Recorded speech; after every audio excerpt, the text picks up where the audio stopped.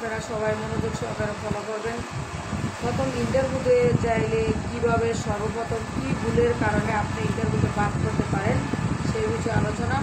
আপনারা সবাই মনোযোগ সহকারে ভিডিওটা দেখবেন, তাহলে অবশ্যই ইন্টারভিউতে আপনারা ভুল করবেন না। এখন আমরা যখন সর্বপ্রথম বডিটা ঢুকাই, ধরেন এই হলো ফিট, তো ফিটের নিচে হালকাভাবে আমরা সামনের দিকে ধাক্কা দিয়ে নাইফের বরাবর বডিটা ধরবো।